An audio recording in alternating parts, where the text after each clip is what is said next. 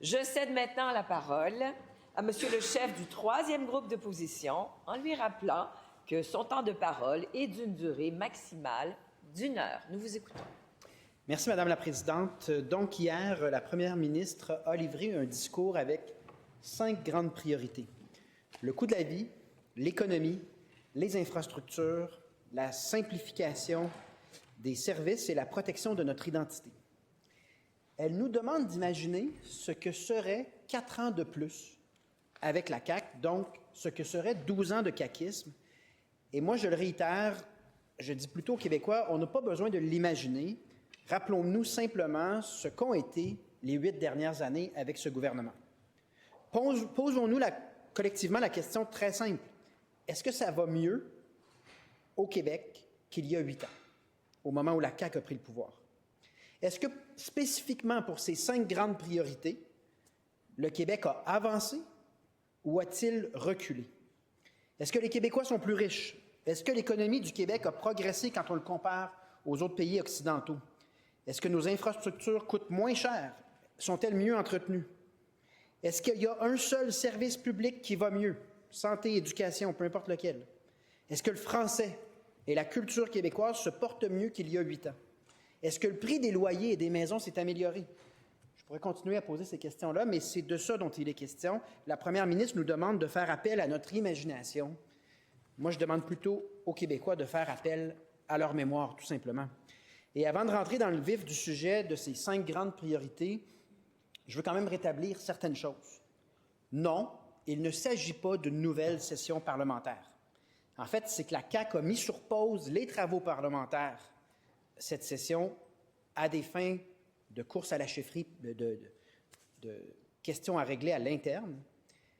Ce n'est pas un nouveau gouvernement, ça aussi il faut le spécifier, c'est celui qu'on a vu, les mêmes personnes, le même gouvernement, que celui des 8 dernières années, avec les mêmes ministres, les mêmes projets de loi, les mêmes politiques publiques, les mêmes priorités, mais surtout la même manière de travailler.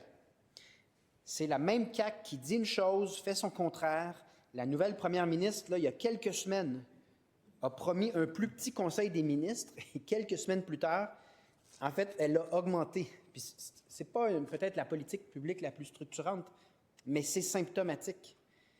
On ne peut que constater que la CAQ n'a pas changé d'1 pouce. En fait, la seule chose qui a changé, c'est le degré de nationalisme. Et ça, c'est inquiétant pour la suite. On se rend compte que sur la protection des champs de compétences du Québec, le ton a changé, mais c'est dans la direction davantage du Parti libéral du Québec en termes de mentalité. Sur le fond des choses, il y a 5 priorités. Le problème qu'on a avec le discours de la première ministre, ce n'est pas dans l'identification des priorités. Je pense que ce sont de très bonnes priorités. On y souscrit. On les porte d'ailleurs depuis longtemps. En fait, notre problème réside dans le fait que la CAQ a eu 8 ans de pouvoir pour régler ses enjeux de société et non seulement elle ne l'a pas fait, mais ça s'est dégradé. Donc, on se retrouve dans la situation où on essaie de réparer ses propres dégâts. Et imaginez ça, là, en quelques semaines, il faudrait réparer presque 8 ans où on s'est retrouvé dans la situation qui est dénoncée par la première ministre elle-même sur toutes ces thématiques-là. Ça me semble peu crédible.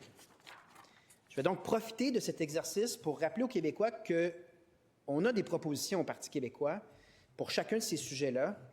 Au même moment donc qu'on fait le bilan du caquisme, on peut se poser la question quelles seraient des pistes de solutions et des politiques publiques qui nous font avancer. D'abord, sur la question de l'économie. La CAQ s'est vantée tout le long de son mandat de la croissance économique par habitant au Québec qui serait plus élevée que dans le reste du Canada depuis son arrivée au pouvoir.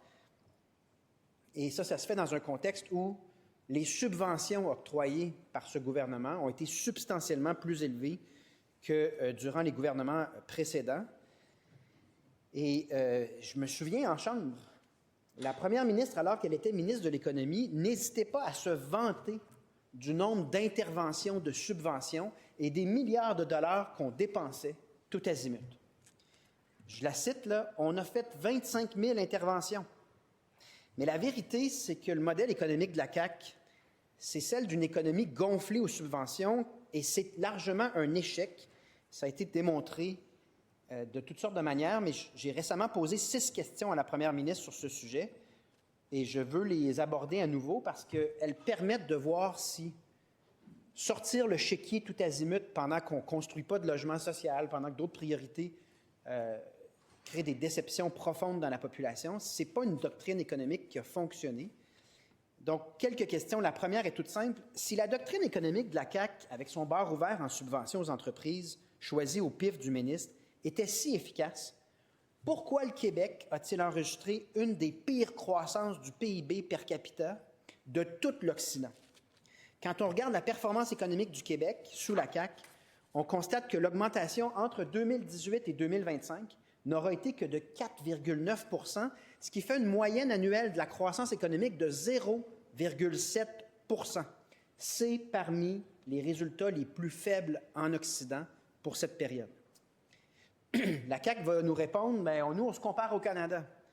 Mais le problème, c'est que le Canada est dernier de tous les pays de l'OCDE, avec une croissance de 0, littéralement 0. Mais c'est grave ensuite pour les finances publiques, pas juste la richesse collective, mais c'est parce que l'assiette fiscale s'en trouve affectée quand on veut financer des services par après. Donc, le Québec se situe juste au-dessus du Canada, mais complètement au fond du classement des pays d'Occident pour cette période-là. Deuxième question sur ce bilan économique. Comment justifier les 6,4 milliards de pertes accumulées en 7 ans dans le Fonds de développement économique?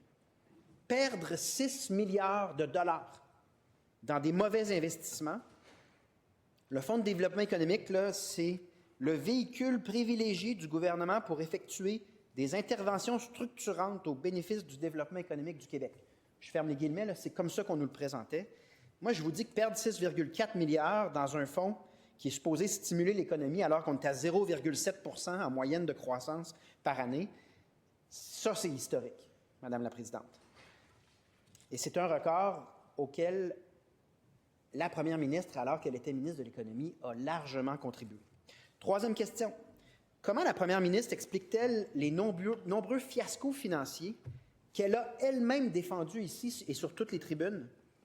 Cette manie de favoriser la grande entreprise étrangère au détriment de nos PME québécoises avec des montants astronomiques, des coupures de ruban, puis toujours le mot historique qui vient avec l'annonce, parce que Nordvolt, c'était historique.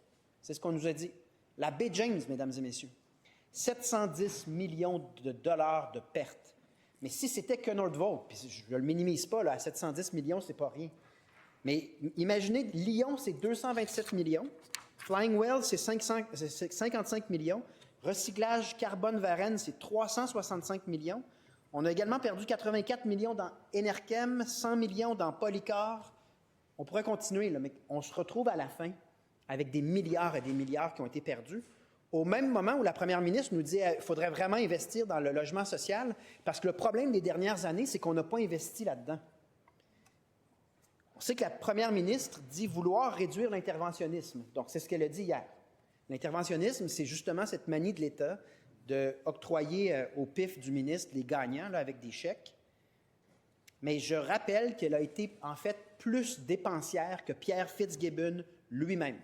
Donc, si on met au prorata par mois, la ministre de l'Économie, Fréchette, dépensait plus en subventions que le ministre... c'est vrai, la ministre de l'Économie dépensait plus que le ministre Fitzgibbon de l'époque. Bon, merci. Rappelons que dans Nordvolt, c'est allé plus loin. La ministre de l'Économie, aujourd'hui première ministre, nous disait qu'on avait des garanties, qu'on était en très bonne position et que c'était tout à fait normal. Respectueusement, ce sont des affirmations qui, en rétrospective, de manière limpide, étaient, puis là, c'est les mots parlementaires, totalement inexacts.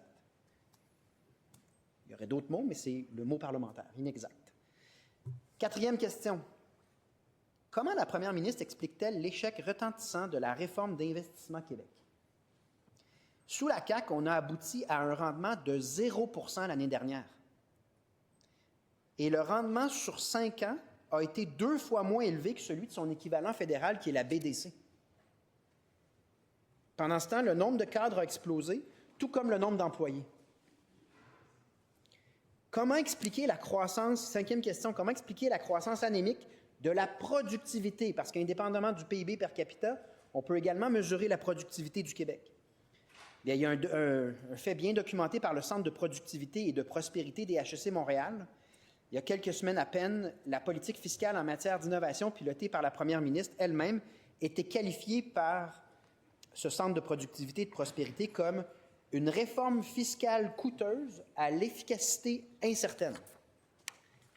Qu'est-ce qui a changé là, dans l'approche qui a fait l'objet d'un certain nombre d'études, à savoir que sortir le chéquier, non seulement n'a pas d'impact direct sur la croissance économique, les résultats sont clairs, mais il n'y a pas de résultat non plus du côté de la productivité.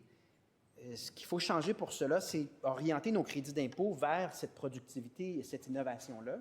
Ce sont des réformes que nous, on voudrait faire.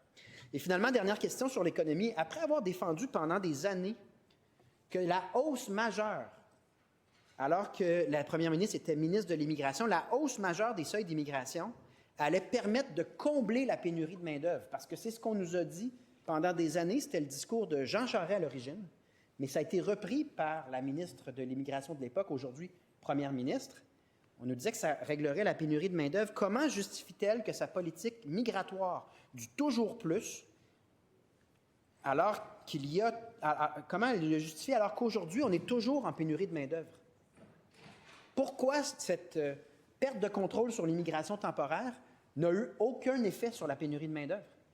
Qu'est-ce que ça dit sur cette politique économique? Et qu'est-ce que ça dit lorsque, de son aveu propre, on a désormais des enjeux importants en matière de logement, notamment, et de manière prépondérante si on en suit, par exemple, les travaux de l'économiste Pierre Fortin, mais la première ministre elle-même nous disait, oui, c'est lié à la hausse importante de l'immigration.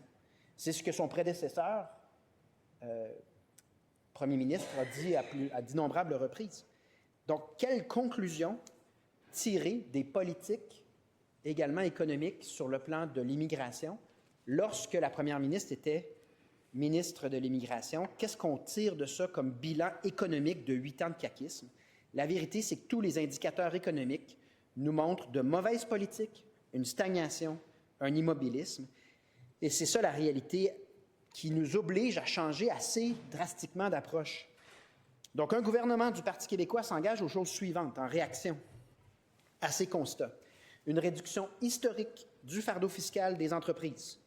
Prioriser nos PME québécoises dans la distribution des blocs d'énergie d'Hydro-Québec. Donc, il n'y aura plus de tapis rouge pour des multinationales suédoises ou autres pendant que nos PME sont dans l'incertitude d'avoir l'énergie pour leur croissance ou pas. Rendre non imposables les revenus des nouvelles exportations des entreprises afin de diversifier nos marchés. Réduire massivement la paperasse et la bureaucratie inutile parce que cette bureaucratie, elle a augmenté au cours des dernières années.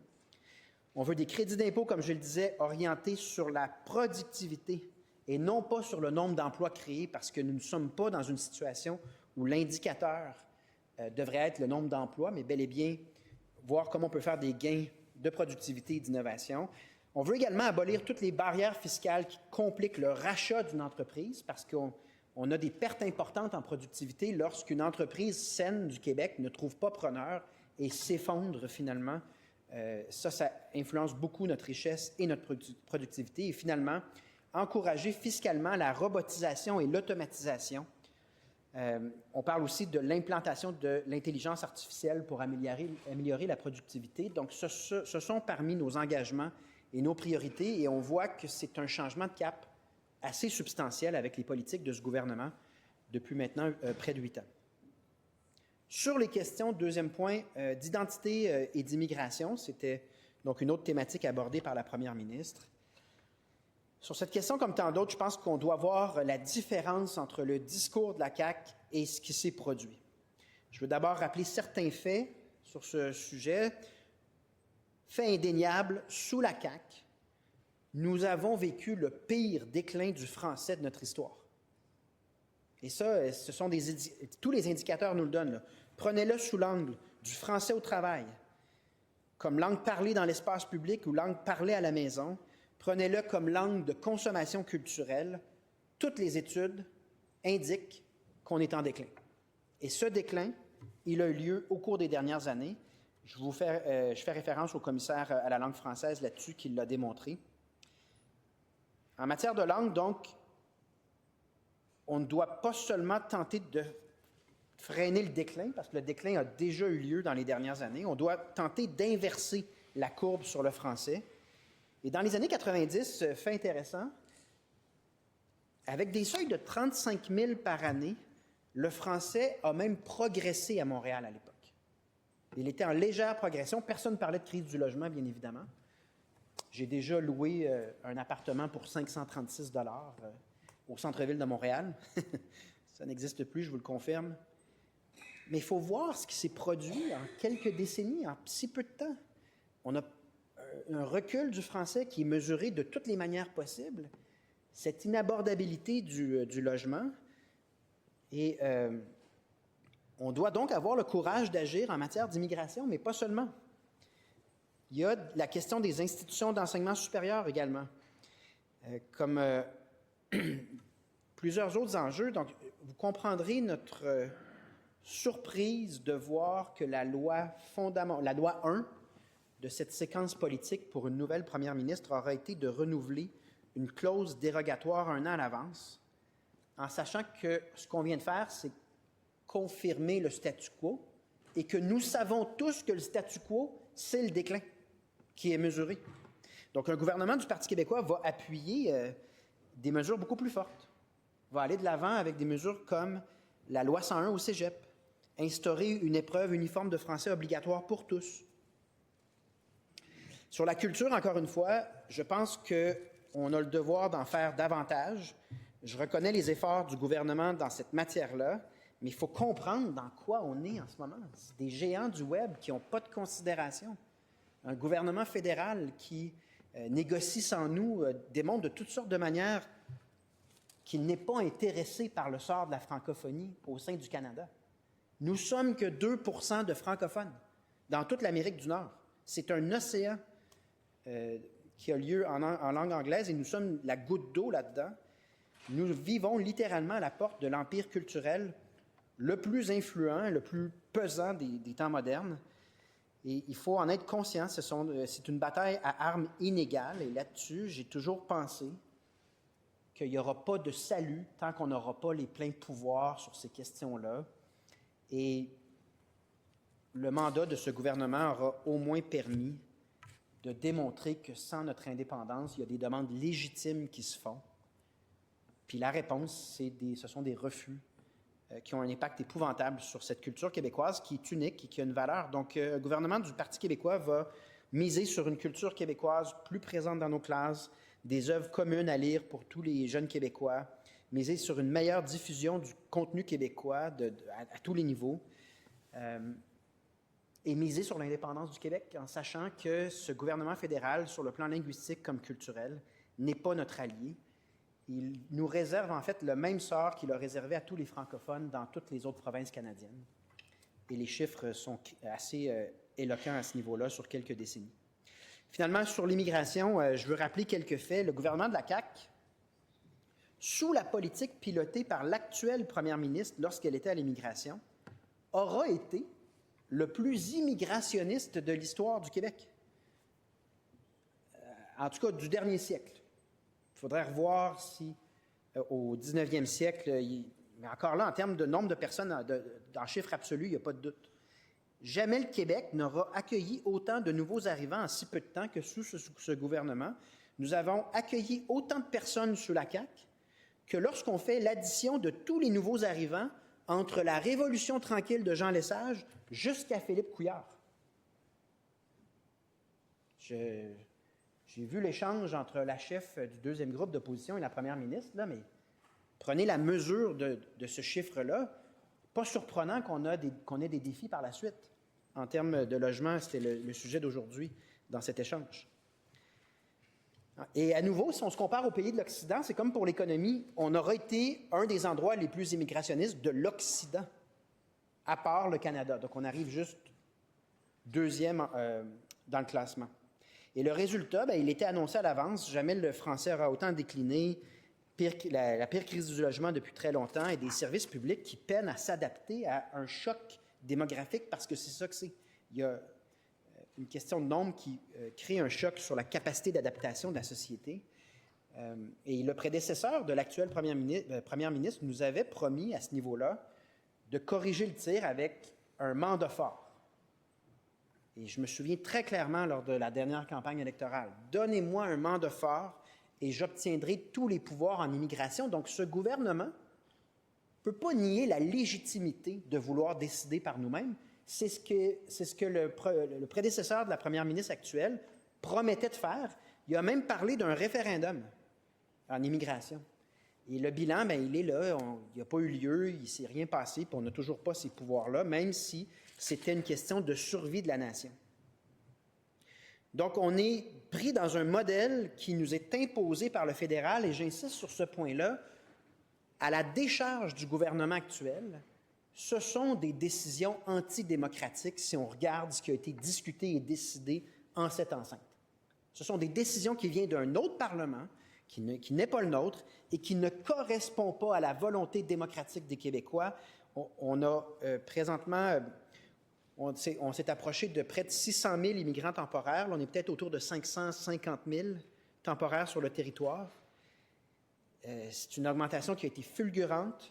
Et les Québécois, la vérité, c'est qu'ils n'ont pas été consultés. Puis les tentatives du prédécesseur de l'actuelle première ministre n'ont pas donné de résultat. Il n'y avait pas d'écoute.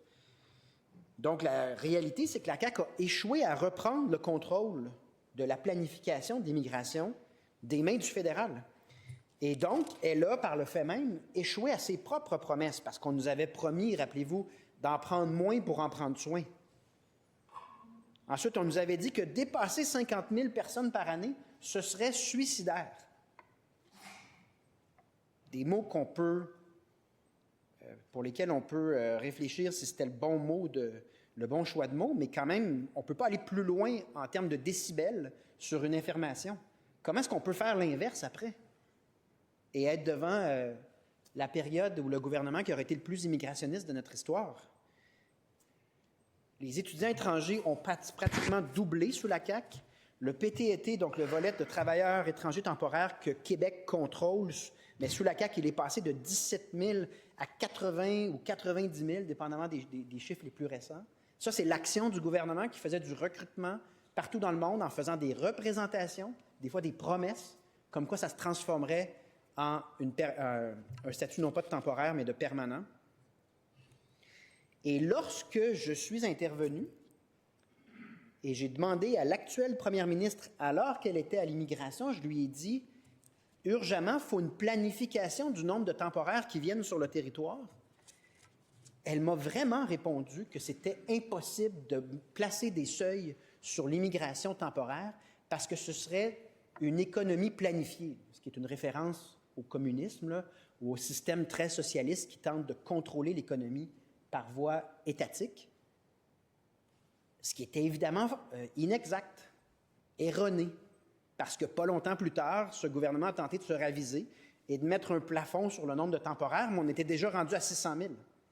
Quand on était intervenu, on était à mi-chemin dans cette progression-là, fin de non-recevoir et incompréhension même de la part de la première ministre aujourd'hui, alors à l'immigration, incompréhension de ce qui se passait et du sujet. Donc, plus récemment, la première ministre, pour justifier d'une certaine manière sa perte de contrôle sur les temporaires alors qu'elle était à l'immigration, s'est dotée d'une clause grand-père très, très élargie qui ne concerne pas que ceux à qui on a fait une promesse, de sorte qu'on pourrait toucher jusqu'à 145 000 personnes des dires de son propre ministère qui pourraient devenir permanents. Mais ça, c'est plusieurs années d'immigration devant nous pour lesquelles le sort en est déjà jeté.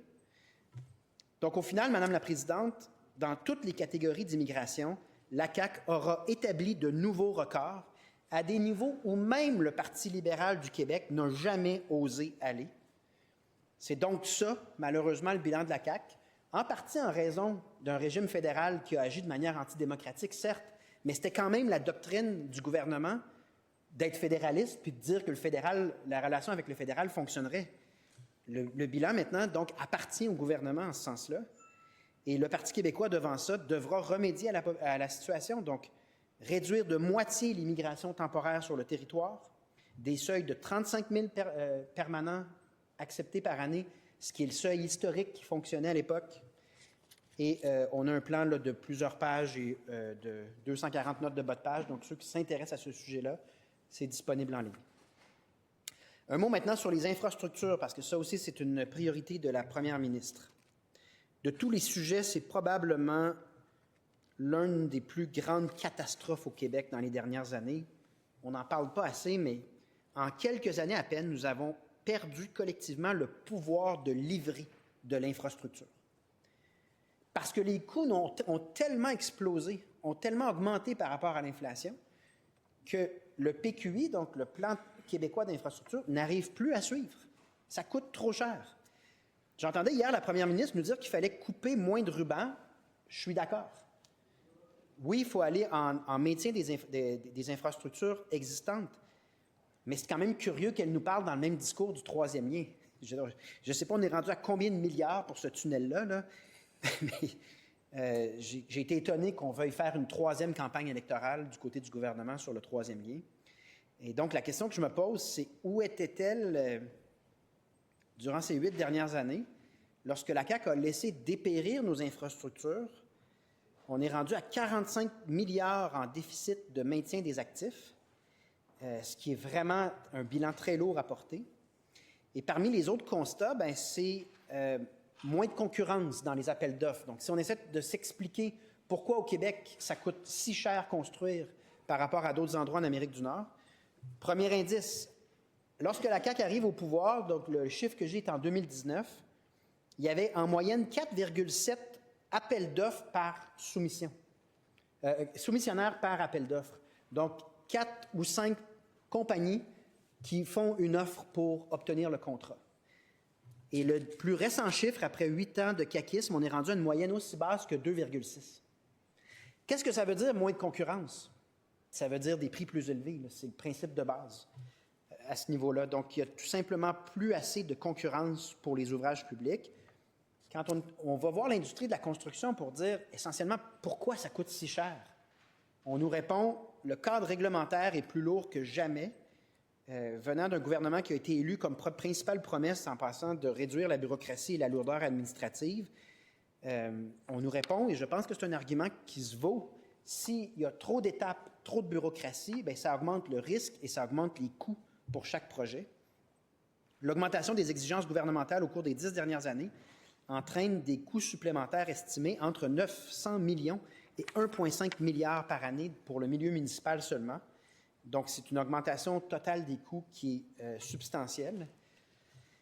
Et c'est lorsqu'on se compare à l'Ontario, et je vais m'ennuyer du prédécesseur de la première ministre parce qu'il aimait beaucoup parler d'Ontario, lorsqu'on se compare à l'Ontario puis on se demande mais combien coûte une école au Québec par rapport à la même école en Ontario, on se rend compte que c'est 2, 3, parfois 4 fois plus cher pour la même école au Québec. Et ces comparables-là sont vraiment inquiétants. Même chose pour le coût d'un lit d'hospitalisation au Québec, c'est à peu près 3-4 fois plus élevé que dans les pays européens comparables. Donc, en gros, ce que ça veut dire, c'est que nos projets récents, là, comme le CHU de Vaudreuil-Soulanges, quand on les compare aux mêmes projets en France, en Belgique et en Suisse, on se rend compte qu'on a moins de chambres, puis on a, dans les projets européens, 3-4 fois plus de blocs opératoires avec moins de superficie et des coûts de construction qui ont été beaucoup plus élevés. Si on va, par exemple, sur les aqueducs, le coût de construction d'un kilomètre d'aqueduc entre la période 2015 et 2025 a augmenté de 88 %. Et la moitié de ça, environ, est attribuable aux exigences réglementaires qui s'accumulent ou qui s'empilent. Si on prend l'exemple de la productivité du secteur de la construction, il a diminué de 2,7 % entre 2015 et 2025. Là aussi, il y a une régression. Donc, essentiellement, devant des coûts qui n'ont pas de bon sens, la réaction du gouvernement n'a pas été d'agir sur les causes, mais ça a aussi été d'augmenter le nombre de projets en attente dans le PQI. Puis je me souviens d'échanges assez mémorables où on nous disait « il n'y a jamais eu autant d'argent dans le PQI, jamais eu autant de projets ». Mais c'est parce que c'est le symptôme que les projets ne lèvent pas de terre, sont pris dans la file d'attente. Pourquoi? Parce que ça coûte trop cher par projet. Donc, il y a eu un grand nombre de projets annoncés.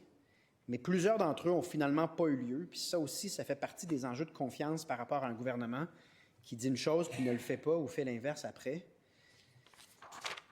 Quelques exemples à ce niveau-là. Le tramway de l'Est, en 2020, on l'évaluait à 10 milliards, puis au printemps 2023, on en fait une évaluation de 36 milliards. Le troisième lien, il a au moins doublé. Là, moi, je soupçonne qu'il a plus que doublé. Mais au début, on nous vendait ça à 6 milliards. Ensuite, 12 milliards. On peut peut-être faire un pool ici, savoir on est rendu à combien, mais c'est probablement autour de 16, 17, 18. C'est pas normal. Je prends une gorgée. Le tramway de Québec, il était à 3 milliards. On pense qu'il en coûte autour de 12 aujourd'hui. Puis on n'a pas abouti. Le pont-tunnel Louis-Polyte Lafontaine, dans ma circonscription, c'était 1 milliard, on est presque rendu à 3. Le pont de l'île d'Orléans, il était à 400 millions il y a 10 ans, et ça a coûté 2,75 milliards. 7 fois plus. 7 fois plus. Mais c'est ça les ratios des dernières années. Le même projet à l'arrivée au pouvoir de la CAQ, quelques années plus tard, c'est des ratios de 2, 3, 4, 5, 7, 10 fois le prix d'origine. C'est pas normal, il se passe quelque chose. Donc, j'en passe là, des exemples, il y en a plein, mais toute cette tergiversation, la bureaucratie, il y a aussi les changements d'opinion et de direction du gouvernement qui créent un cadre plus incertain, a amené une perte de contrôle totale sur les coûts. Donc, le gouvernement du Parti québécois va mettre de l'ordre dans tout ça avec les mesures suivantes, prioriser les maintiens des actifs, donc moins de coupage de ruban, ça semble être la nouvelle orientation de la première ministre pour les prochaines semaines. Permettre aux entreprises de déposer des contre-offres en réponse à des appels de projets du gouvernement. Donc, les entreprises pourront participer à réduire les coûts, alléger les plans et devis soumis dans les appels de projets pour laisser plus de liberté d'exécution, de modification, de liberté dans le choix des matériaux aux soumissionnaires, maximiser le bassin de soumissionnaires potentiels, donc il va falloir favoriser la concurrence par tous les moyens, favoriser la participation donc de PME aux travaux publics, en changeant les exigences, parce qu'évidemment, si les projets requièrent de très grands joueurs et qu'il y a très peu de ces gros joueurs-là au Québec, bien, la conséquence, c'est l'absence de concurrence. Harmoniser le code de bâtiment dans l'ensemble du Québec pour faciliter la reproductibilité des modèles d'infrastructures publiques, alléger le fardeau administratif, j'en ai parlé, simplifier ou supprimer certaines des étapes à l'aboutissement d'un projet et finalement rétablir la constance et la fiabilité de l'État comme donneur d'ouvrage. En d'autres mots, si on dit on fait le tramway, où on fait tel hôpital, on ne peut pas changer d'idée 5 fois et s'attendre que ça n'ait pas d'impact sur les prix. Et ça, c'est sans compter le nombre d'études inutiles pour lesquelles on a dépensé sans compter le REM de l'Est, le troisième lien, le tramway, études par-dessus études, souvent pour faire semblant de faire quelque chose pendant qu'il ne se passera rien. Ça a coûté des centaines de millions au total. Un mot sur le coût de la vie. C'était la raison d'être de la CAQ, souvenez-vous, en 2018. On nous disait qu'on remettrait de l'argent dans le portefeuille des Québécois. Eh bien, le portefeuille des Québécois a des nouvelles pour ce gouvernement. La question est simple, est-ce qu'aujourd'hui, les Québécois, concrètement, en ont plus dans leur portefeuille? À tous les niveaux, là. Donc, une fois qu'on a payé une épicerie qui est hors de prix, que le loyer a explosé ou que l'hypothèque n'a pas de bon sens, puis qu'on est devant des pressions à la pompe et à plusieurs autres endroits, là, qu'est-ce qui reste véritablement dans le portefeuille des Québécois à la fin de tout ça? Est-ce que leur argent vaut plus qu'en 2018 par rapport au coût de la vie? Est-ce qu'ils ont davantage d'argent pour des loisirs ou quelque chose en dehors des besoins vitaux, là? À la fin du mois, est-ce qu'ils ont plus de cet argent-là ou est-ce qu'il en reste plus? Poser la question, c'est y répondre, c'est limpide comme constat. Premièrement, le prix des maisons et des loyers a doublé. Donc, évidemment que c'est un gros poste de dépense. Donc, le foyer moyen, supposons qu'il y avait dans son budget entre 15 et 25 % d'alloués à l'habitation. Quand son budget est rendu à 40-45 % alloués à l'habitation pour la même maison ou le même appartement, évidemment qu'il n'en reste plus à la fin du mois pour le reste. Et ça veut dire que ça nous a coûté très cher, dans un premier temps, du côté du gouvernement, de nier la crise du logement. Et ça, on l'oublie. Mais la séquence a commencé par la négation de la crise du logement du côté du gouvernement. Il faut le rappeler. Parce qu'on en a perdu du temps avec un gouvernement qui nous disait qu'il n'y avait pas de crise du logement. Il ne faut vraiment pas être en maîtrise de son dossier pour avoir répondu quelque chose de la sorte alors que c'était limpide et évident. Et après avoir nié, donc, là, on nous a parlé beaucoup de construction grâce au privé. Mais le nombre de logements qu'on aura réussi à sortir n'a rien de reluisant, surtout en proportion de l'enjeu dont je vous parlais tantôt, c'est-à-dire l'immigration temporaire. Je vous donne l'exemple de 2023 qui est vraiment frappant. Durant cette année-là, on aura accueilli au Québec 230 000 nouvelles personnes sur le territoire. Combien de logements, Madame la Présidente, avons-nous bâtis cette année-là? 35 000. Donc, on n'a pas besoin de faire même son cours de cégep là, sur l'offre et la demande pour comprendre que non seulement on avait des niveaux d'immigration historiques qui mettaient une pression sur le logement, mais du côté du logement qu'on était capable de sortir, on était à des années-lumière de ce qu'il fallait pour rencontrer cette demande-là.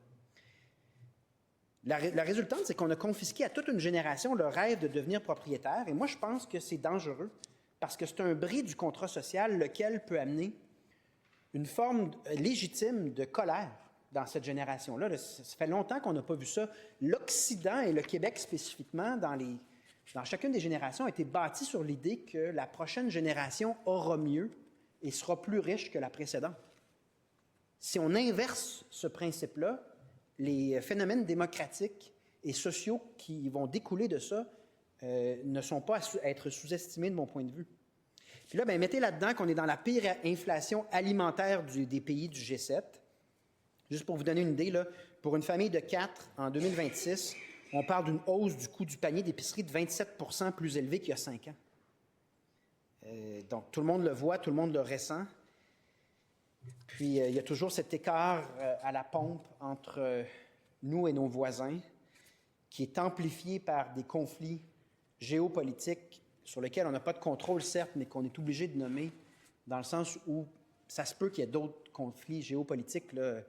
Est-ce que le prix de l'essence puis du pétrole va diminuer dans les prochaines années? Moi, je ne parierais pas là-dessus. Mettez ça ensemble, là, puis c'est un cocktail assez dangereux et inacceptable pour plusieurs familles qui sont coincées. Et ce que propose le Parti québécois vis-à-vis de ça, c'est de rétablir l'offre et la demande en matière de logement. Donc, jouer sur les deux côtés. Il y a toujours ce débat là, assez bizarre où on tente soit d'éluder chez certains partis que la hausse soudaine de la population a eu un effet sur le prix du logement. C'est évident, ça a été documenté. Puis des fois, on est là de l'autre côté. On parle que de la demande, puis on ne parle pas de l'offre parce qu'on n'a pas été bon sur l'offre de logement, particulièrement l'offre de logement social. Donc, nous, on veut agir dans cette matière-là en augmentant le logement social. Ça veut dire aussi d'éliminer les barrières bureaucratiques, la surréglementation dans ce secteur, dans l'espoir avec les villes de sortir davantage de logements pour rétablir la situation le plus rapidement possible. On a un plan complet sur l'accès à la propriété parce que je pense qu'on doit envoyer un signal très clair et très rapide auprès des jeunes qu'on ne les laissera pas tomber là-dedans et qu'on va retourner à quelque chose d'équitable. Sur le gaz, on s'est engagé à tendre vers une diminution, une harmonisation vers le prix de l'Ontario. Donc, au moins faire un effort pour que l'écart se rétrécisse au niveau du prix du carburant. Sur l'inflation alimentaire, mon collègue député d'Arthabasca a déposé un plan complet pour favoriser la concurrence dans ce secteur-là, réduire l'inflation alimentaire, notamment à travers le mandat qu'on se donne d'attirer des nouveaux joueurs, de restreindre, voire abolir dans certains cas les clauses de contrôle de propriété dans le secteur de l'alimentation, qui sont des clauses essentiellement pour nuire à la concurrence. Et de manière générale, c'est un secteur qui est très mal et trop réglementé, donc peut-être qu'en revoyant la réglementation, on va atteindre certains objectifs sur le prix du panier également. Mais ça me semble être des priorités absolument fondamentales et le bilan de la CAQ ne changera pas dans les prochaines semaines. Donc, on est prêt à collaborer, mais il ne faut pas se faire d'illusions. Et ce n'est pas comme si, en cette enceinte, au cours des 8 dernières années, les points que je fais là, c'est notre première discussion sur le coût de la vie. Là. Donc, il y aura un bilan aussi à faire du côté du gouvernement. Le dernier point, ce sont les services publics. Donc, je vous poserai la question simplement, qui au Québec pense sincèrement que ça va mieux en matière de services publics qu'il y a 8 ans? Je pense que je peux arrêter mon intervention là, puis je rappelle quelques-unes des promesses qui ont permis à cette formation-là d'accéder au pouvoir. Donc, on promettait 90 minutes de temps d'urgence, de temps d'attente aux urgences. C'est difficile de dire ça sans esquisser un sourire, mais pas parce que c'est drôle. On a dit aussi qu'il y aurait un médecin de famille pour tous. Il y avait plein d'engagements qui n'ont pas eu lieu. Et la réalité, c'est que près de 370 000 Québécois ont quitté les urgences sans avoir vu un médecin l'an dernier. Puis il y a des fois où on peut le justifier, c'est-à-dire ce qui n'est pas urgent, mais plusieurs de ces cas, ce sont des situations considérées comme urgentes ou semi-urgentes. Le temps d'attente en moyenne au Québec en ce moment est de 6 heures. Et des Québécois, il y a moins de Québécois avec un médecin de famille en ce moment qu'en 2019. Donc, on est passé de 82 % des Québécois à 72 % des Québécois. Puis là, on vient de donner 500 millions aux médecins spécialistes, alors qu'on promettait de mettre fin à leur incorporation et de vraiment imposer un nouveau mode de rémunération, lequel, finalement, donne lieu à rien de concret. Là. Donc, j'ai des statistiques aussi sur les places en garderie, sur toutes sortes d'autres indicateurs, mais lorsque la première ministre nous parle hier de simplifier les services, je rappelle que malheureusement, la CAQ nous a parlé de faire le ménage, de couper dans le gaspillage de l'État, puis finalement, s'est trouvé à faire tout son contraire, une augmentation de la taille de la bureaucratie. Et ça, je suis revenu souvent là-dessus, mais je pense que c'est un des enjeux qu'on a en ce moment. Ces services dont je vous parle ne vont pas dans la bonne direction parce que nos fonds publics vont dans des contrôles de l'appareil de l'État qui se traduisent par 24 % d'augmentation de la taille de l'État pendant que la population a cru par 9 %. Donc, vous comprenez que si nos ressources vont en contrôle puis en paperasse, bien, forcément, il ne va pas en service, en professionnel qui livre le service. Donc,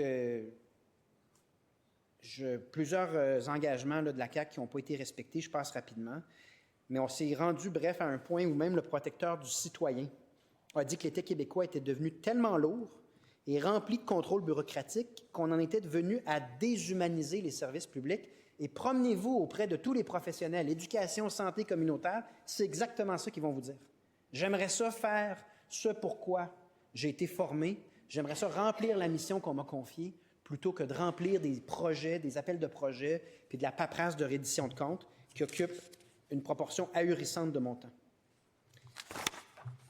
Donc, nous, au Parti québécois, on croit à la bonne gestion des finances publiques. Ça implique que nos finances soient utilisées directement à des services à la population et non pas à des contrôles bureaucratiques à outrance qui cherchent à finalement protéger l'image du gouvernement à travers des contrôles. Je pense qu'il va falloir décentraliser et faire beaucoup plus confiance aux professionnels qui livrent le service pour libérer des sommes lesquelles devront servir à rehausser le niveau de service. Concrètement, ça signifie qu'on va recentrer l'action de l'État sur ses missions fondamentales, soigner notre monde, éduquer nos jeunes, garantir à tous les citoyens une société sécuritaire, parce que ça aussi, c'est un enjeu pour lequel la population vous dirait qu'on ne va pas dans la bonne direction. Protéger nos jeunes aussi de plusieurs périls qui n'étaient pas là il y a 10-15 ans.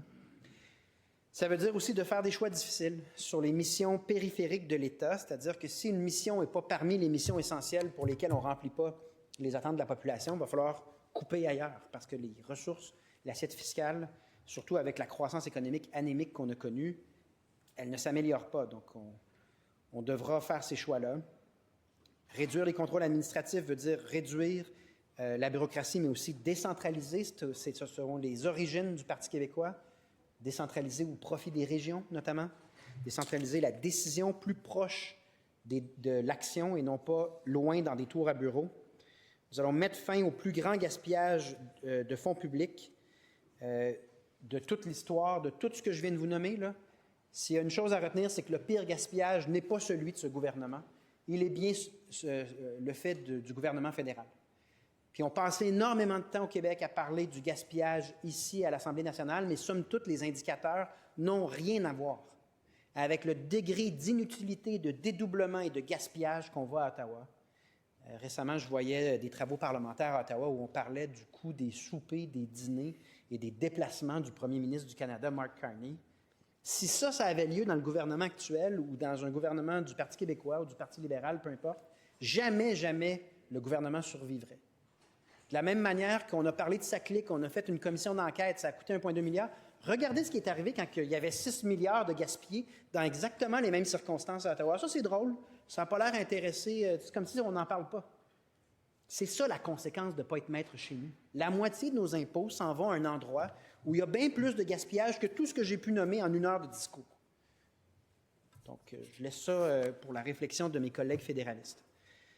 L'indépendance du Québec sera la plus grande opération de réduction de la bureaucratie, d'élimination du gaspillage et des dédoublements inutiles, des chevauchements que nous n'aurons jamais connus. Donc, Madame la Présidente, en 45 minutes, j'aurais fait le tour des priorités de la Première ministre, essentiellement pour démontrer que bien que ce sont les bonnes priorités, ce sont des priorités qui ont été amplement discutées, pour lesquelles on est intervenu souvent et pour lesquelles ce sera très difficile d'avancer l'idée qu'il ne s'est rien passé depuis 7 ans et demi, qu'il faut un peu comme l'oublier de notre mémoire, et que ceci est un nouveau gouvernement. Je regarde les gens, là, puis je ne pense pas me tromper, je n'ai pas de problème de verre de contact.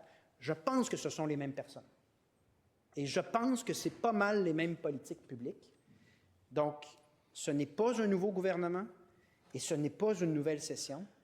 C'est plutôt une mission très, très périlleuse de tenter de faire en quelques semaines ce que ce gouvernement s'est engagé à faire en 2 mandats. Et là, l'heure des bilans arrive. Et là-dedans, notre engagement, c'est de mettre de l'avant et de mettre en place, si jamais les Québécois le décident, les solutions qu'on aura défendues pendant 7-8 ans. Des fois aussi, des avertissements qu'on a lancés, qui n'ont pas été entendus, puis pour lesquels on a réagi tardivement. Mettre de l'avant ce programme-là, si c'est la volonté des Québécois, d'opter pour un changement. Alors, ce sont mes observations, Madame la Présidente. Merci pour ce temps.